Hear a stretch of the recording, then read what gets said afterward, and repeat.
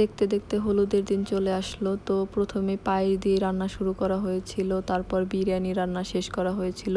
দুপুরবেলায় ভাইয়াদের বাসা থেকে সব লোকজন এসেছিল হলুদ দেওয়ার জন্য। আর ভাইয়াদের বাসা থেকে সবাই এত সুন্দরভাবে রেডি হয়ে এসেছিল যে আমরা আসলে এটা এক্সপেক্ট করিনি, কারণ আমাদের আগে এইভাবে বলা হয়নি। যখন ভাইয়াদের বাসা থেকে রেডি হয়ে রওনা দেওয়া হবে, ভাইয়া ভিডিও কল দিয়েছিল, তখন আসলে আমরা দেখতে পেরেছিলাম। আমরা ভেবেছিলাম এমনি হয়তো আসবে।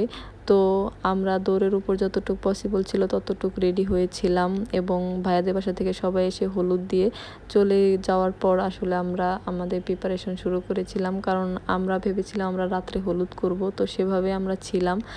তো সাডেনলি প্ল্যান চেঞ্জ হওয়ার কারণে আসলে সব কিছু এলোমেলো হয়ে গিয়েছিল। তারপর আমরা রাতের জন্য আবার রেডি হচ্ছিলাম, এবং রাত্রে আমরা অনেক সুন্দর করে প্রোগ্রাম শেষ করে আমার ভাইয়ার ডেঙ্গু হয়েছিল, ওর জন্য পেঁপের পাতা এনে সবার সাথে অনু খেলতে বসছিলাম। আমি অবশ্য পারি না, কিন্তু সবাই আমাকে অনু খেলা শিখিয়ে দিয়েছে।